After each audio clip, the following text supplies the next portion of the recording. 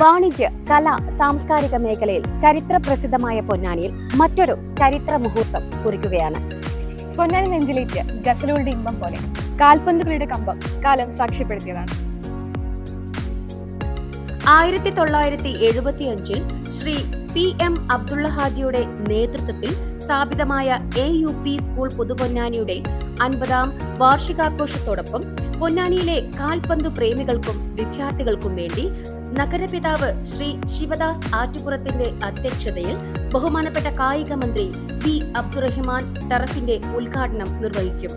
അന്നേ ദിവസം sports academy ഉദ്ഘാടനം MSP ശ്രീ ഹബീബ് റഹ്മാൻ, 50ാം വാർഷിക ലോഗോ പ്രകാശനം ബഹുമാനപ്പെട്ട Ponnani MLA A Shri P Nandakumar എന്നിവരും നടത്തും.